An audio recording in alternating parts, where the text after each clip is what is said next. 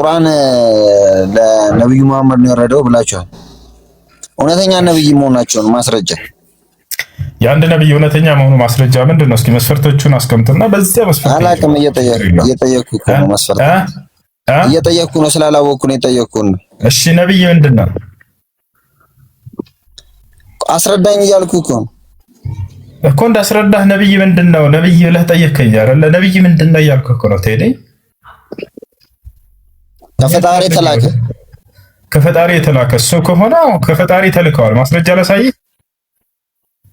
አይ እውነተኛ ነብይ ለመሆናቸው ሐሰተኛ ነብዮች ይበዛሉ የሆነ ክፍለ ዘመን ላይ ይባላል።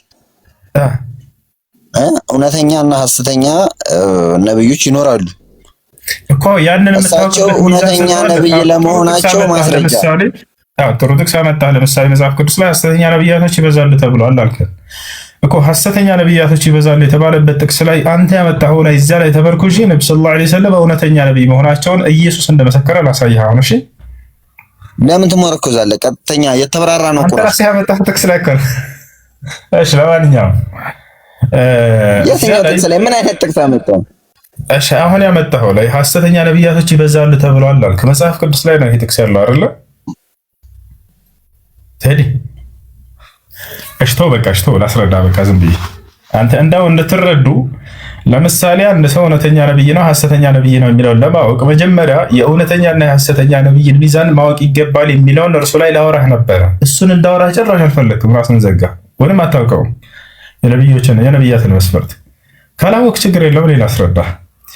አንድ ነብይ ትክክለኛ ነብይ ለመሆኑ ነብዩ ሰለላሁ ዐለይሂ ወሰለም ትክክለኛ ነብይ ለመሆናቸው ማስረጃው ምንድነው የሚለው አንደኛ አብሳሪው መልአክ መጥቶ መሆናቸውን ያበስራቸዋል። ያ አብሳሪው መልአክ ማን ነው? መልአክ ገብርኤል። ኔትወርክ ነው እየተቆራረጠ ነው። ይቆራረጣል እንደ ልጆች ወይንስ ከኔ ጋር ከሱ ጋር? እሱ ነው። አይ ካንተ አይደለም። ቀጥሮ ይሰማል። በጣም ጥሩ። አንድ ነብይ እኔ እኮ ያልኩ እሳቸውን ለመከተል አሻታምጥሽ አንድ ነብይ ትክክለኛ ነብይ መሆኑን ማወቅ የምንችለው እንዴት ነው ከተባለ የመጀመሪያው ያን ነብይ መጥቶ ቅዱስ ገብርኤል መልአኩ ገብርኤል አብሳሪው መልአክ መጥቶ ነብይነቱን ያበስረዋል፣ ይነግረዋል። ነብዩ መሐመድ ሰለላሁ ዐለይሂ ወሰለም ለምሳሌ ቅዱስ ገብርኤል መጥቶ አንተ ነብይ መልእክተኛ ነህ ብሎ አብስሯቸዋል ወይ? አዎ ብሏቸዋል። ማስረጃ ጃአ ጅብሪል ኢለ ነብይ ሰለላሁ ዐለይሂ ወሰለም ወቃለ። ስለዚህ ቅዱስ ገብርኤል መጥቶ አንተ ነብይ ነህ ብሎ ነብይነታቸውን ያበስራቸዋል አብሳሪው መልአክ። ታዲያ ነብዩ መሐመድ ይህን መስፈርት አሟልተዋል ሰለላሁ ዐለይሂ ወሰለም። መልአኩ ገብርኤል ተገልጦ ራሱን ማንነቱን ገልጦ የእርሳቸውን የሥራ አገልግሎት ነብይነታቸውን ከአምላክ ዘንድ መጥቶ አብስሯቸዋል ወይ? አዎ። ማስረጃ መልአኩ ጅብሪል ዐለይሂ ሰላም መጥቶ ምን አላቸው? ያ ሙሐመድ አነ ጅብሪል ወአንተ ረሱለላህ፣ ሙሐመድ ሆይ እኔ ገብርኤል ነኝ፣ አንተ ደግሞ የአምላክ መልእክተኛ ተደርገህ ነው ተመርጠሃል አላቸው። አንደኛው መስፈርት ይሄ። እሺ ከላይ ያለው ልጅ ሰላም ብያለሁ። ይዛርክ ሰማሃል? ከላይ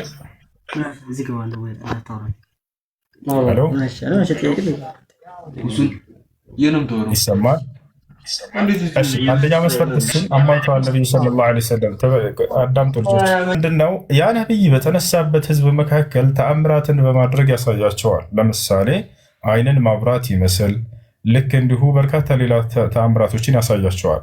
ነቢዩ መሐመድ ሰለላሁ ዐለይሂ ወሰለም ታዲያ ነቢይ መሆናቸውን ሊያረጋግጥ የሚችል እንደቀደሙት ነቢያት ተአምራትን በህዝቦቻቸው መካከል አድርገዋል ወይ? አዎ አድርገዋል። ምን ያክል? ከ1000 በላይ ተአምራትን አድርገዋል። ነቢ ሰለላሁ ዐለይሂ ወሰለም ካደረጓቸው ተአምራቶች መካከል አይን ማብራትን ነቢያችን ሰለላሁ ዐለይሂ ወሰለም አድርገዋል። የዓሊ ብን አቢ ጣሊብን አይን ፈወሱት ብሎ ቃል በቃል እንደተገለጸው ሌላም ሰሓባ ልክ እንዲሁ ማየት የተሳነው ሰሓባ መጥቶ ያ ረሱላላህ ኡድዑ ላህ ሊ አን የሩደኒ በሶሪ አላቸው። አንቱ የአላህ መልክተኛ ሆይ አይኔን እንዲፈውስ አላህ አይኔን እንዲመልስልኝ ይጸልዩልኝ አላቸው። ወዲያው ያው ሰው መጥቶ ጠይቆ አይኑ ተፈውሶለት እንደሄደ ሐዲሱ ላይ በግልጽ ተቀምጧል ማለት ነው። ሁለተኛ መስፈርት ይሄ። ሌላ ጨረቃን መክፈላቸው፣ ወደ 7ቱ ሰማያት ሂደው አድርገው አምላክን አነጋግረው መምጣታቸው፣ ልክ እንዲሁ የቀደሙት ነቢያቶችን ማግኘታቸው፣ ልክ እንዲሁ ለጥቂት ሰው የሚበቃን ምግብ ለብዙ ሰው የማበርከት ተአምርን መሰጠታቸው፣ እነዚህን ሁሉ በርካታ ተአምራቶችን አድርገዋል ማለት ነው። እሺ ሶስተኛ የነብይነት ማረጋገጫ አንድ ነብይ ምንድን ነው? ነብይ ትንቢትን ተናጋሪ ነው። ያ ነቢይ የሚናገረው ትንቢት ይፈጸማል። ያን ሲፈጸምም ያሉ ታዲያ ነቢ ሰለላሁ ዐለይሂ ወሰለም ይህንን መስፈርት አሟልተዋል። ነቢያችን ሰለላሁ ዐለይሂ ወሰለም በዘመናቸው በርካታ ትንቢቶችን እየተናገሩ ሲፈጸም ያዩ ነበረ ሰዎች። ያ ሆኗል ማለት ነው። ሌላ ልክ እንዲሁ ያ ነቢይ አስተምህሮቱ ይታያል። አስተምህሮቱ የቀደሙትን ነቢያቶች መንገድ ተከትሎ የመጣ መሆን አለበት። የቀደሙትን ነቢያት የተቃወመ መሆን የለበትም።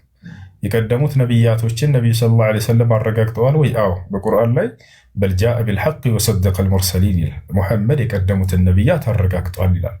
እንዲሁም ደግሞ እውነትን ይዞላቸው መጥቷል ይላል። ማን ናቸው ያረጋገጣቸው ነቢያቶች ከተባለ እነ አብርሃም፣ እነ ኢስሐቅ፣ እነ ያዕቆብ፣ እነ ዮሴፍ፣ እነ ሙሴ፣ እነ ኢዮብ፣ እነ ሕዝቅኤል፣ እነ ኤልሳ፣ እነ ኤልያስ፣ እነ ሰለሞን፣ እነ ዳዊት፣ እነ ሙሴ፣ እነ ሃሩን፣ እነ ኢየሱስ፣ ነቢዩ ኢየሱስ፣ እነ ዘከርያስ፣ እነ ዮሐንስ። እነዚህ ሁሉ የቀደሙት ነቢያት ከኔ በፊት የነበሩ እውነተኛ ነቢያቶች ናቸው ብለው ለህዝቦቻቸው አረጋግጠውላቸዋል ማለት ነው። እንዲሁም ይዘው የመጡት እውነታ የቀደሙትን የነቢያትን መንገድ የተከተለ አንድና ብቸኛ የሆነውን አምላክ በብቸኝነት አምልኩ፣ የአብርሃም የይስሐቅ የያዕቆብን አምላክ እያሉ ነው የመጡት። ሌላ አዲስ አማልክቶችን መጥተው አልሰበኩም ነቢ ሰለላሁ ዐለይሂ ወሰለም። ይልቁንስ በዘመናቸው ሲመለኩ የነበሩ ጣዖታቶችን ሁሉ እነዚህን ሐሰት ናቸው ብለው አውግዘዋቸው አንዱን አምላክ የአብርሃም የይስሐቅ የያዕቆብን አምላክ ማምለክ አለባቸው ብለው ለትውልድ ያስተማሩ ናቸው ማለት ነው። እና ይህ በጥቂቱ ነው። ሌላ